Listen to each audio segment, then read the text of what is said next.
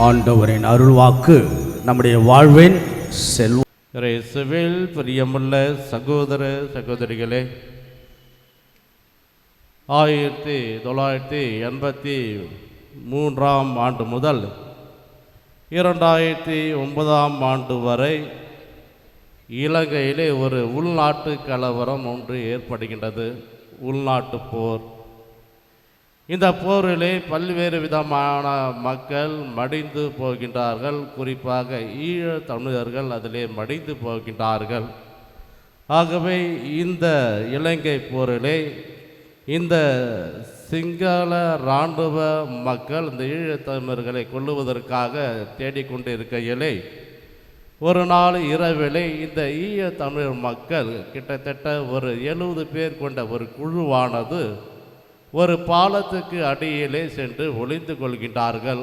ஆகவே இரவு முழுக்க இந்த சிங்கள சிப்பாய் இராணுவர்கள் இந்த குழுவினை தேடிக்கொண்டிருக்கின்றார்கள், கொலை செய்வதற்காக தேடிக்கொண்டிருக்கின்றார்கள். அப்போது அந்த குழுவிலே இருக்கின்ற கிட்டத்தட்ட விடியற் காலையிலே அந்த குழுவிலே இருக்கின்ற ஒரு சிறிய குழந்தை, 2 வயது குழந்தையானவள் அங்கே அழ ஆரம்பிக்கின்றாள்.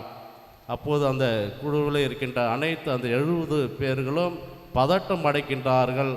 எங்கு நம்மளை இந்த இராணுவ வீரர்கள், இராணுவ சிப்பாய்கள் நம்மளை கொன்று விடுவார்கள் என்று அந்த குழுவானது கதி கலங்கி அந்த பாலத்துக்கு கீழ் அமர்ந்திருக்கின்றார்கள். அப்போது அந்த குழந்தையின் தாய் என்ன செய்கின்றார் என்று பார்க்கையிலே தன்னுடைய விரலால் தன்னுடைய சேலையின் முந்தானையை அந்த வாயின் குழந்தையிலே வைத்து அமிழ்த்தி பிடிக்கின்றாள்.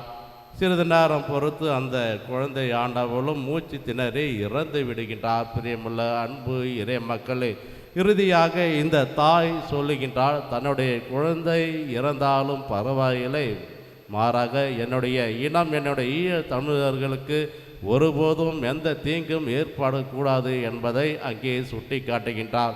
பிரியமுள்ள அன்பு இறை மக்களே, இன்றைய நற்செய்தியிலே பார்க்கின்றோம், தாம் நண்பர்களுக்காக உயிரை கொடுப்பதை விட மேலான அன்பு ஒன்று இல்லை என்பதை நாம் இன்றைய நற்செய்தியிலே வாசிக்க கேட்டோம். ஆகவே தன்னுடைய நண்பர்களுக்காக, தன்னுடைய ஈய தமிழ் மக்கள் இனத்திற்காக, தன்னுடைய மக்களுக்காக தன்னுடைய குழந்தையின் உயிரை கொடுத்து காப்பாற்றியவள்தான் ஒரு பெண்மணியானவள்.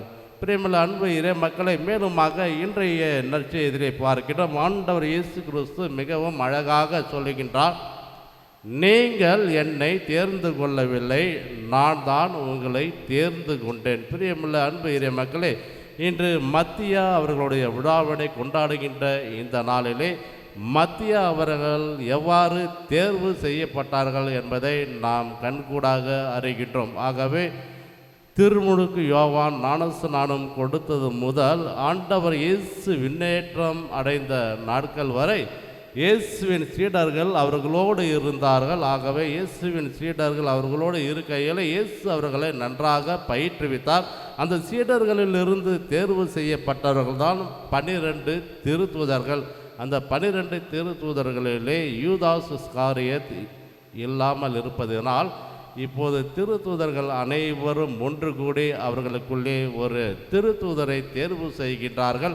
அவ்வாறாக தேர்வு செய்கின்ற போதுதான் 2 நபர்களின் பெயரை, யோசேப்பு மற்றும் மத்தியா அவர்களுடைய பெயரை சீட்டில் எழுதி போட்டு அங்கே குலுக்கி எடுக்கின்றார்கள். அப்போது மத்தியா என்கின்ற பெயரானது வருகின்றது. பிரியமுள்ள அன்பு இறை மக்களை, ஆகவே ஆண்டவரால் தேர்ந்து கொள்ளப்பட்ட திருத்தூதர்களில் ஒருவர் தான் இன்று மத்தியா அவர்களுடைய விழாவினை கொண்டாடுகின்றார். இவருடைய வாழ்க்கை வரலாறை பார்க்கையிலே இவர் எங்கெல்லாம் பணி செய்தார் என்று பார்க்கையிலே யூதேயாவிலும் எத்தியோப்பியாவிலும் பணி செய்ததை நாம் பார்க்கின்றோம். இங்கு மக்கள் அனைவரும் மிகவும் கொடூரமான ஒரு மக்களாக இருந்திருக்கின்றார்கள். யூதேயா பகுதிகளிலும் மேலுமாக எத்தியோப்பிய பகுதியிலும் மிகவும் கொடூரமான மக்களாக இருந்திருக்கின்றார்கள். அவர்களுடைய மத்தியில் சிறப்பான அன்பு பணியை ஆற்றியவர் தான் திருத்தூதர் மத்தியா அவர்கள். ஆகவே இன்றைய நாளிலே ஆண்டவர் இயேசு கிறிஸ்து எவ்வாறு மத்தியாவை தேர்ந்தெடுத்து இறைப்பணியை ஆற்றுவதற்காக அவரை அனுப்பப்பட்டாரோ அதே போன்று நம்மையும் ஆண்டவர் இயேசு கிறிஸ்து தேர்வு செய்ய வேண்டும் என்று ஆண்டவருடைய அருளையும் அவருடைய ஆசீர்வாதத்தையும் பெற வேண்டுமோ. மேலுமாக பிரியமுள்ள அன்பு இறை மக்களே, நாம் விவிலியத்திலே பார்க்கின்றோம், அனைத்து திருத்தூதர்களும் இறை வாக்கினர்களும் ராஜாக்களும் நீதிமான்களும் ஆண்டவரால் தேர்வு செய்யப்பட்டவர்கள். மாறாக அவர்களே அந்த பணியினை தேர்வு செய்ய, ஆபிரகாம் அவர்களை தேர்ந்தெடுக்கப்பட்டார், அவர் அனுப்பப்பட்டார். நீதிமான்களை தேர்வு செய்யப்பட்டார்கள், அவர்கள் இறைப்பணியை செய்ய அனுப்பப்பட்டார்கள். மேலுமாக ராஜாக்கள் அனைவரையும் ஆண்டவரால் தேர்வு செய்யப்பட்டார்கள், அவர்கள் அனைவரும் இறைப்பணியை ஆற்றுவதற்காக அனுப்பப்பட்டார்கள்.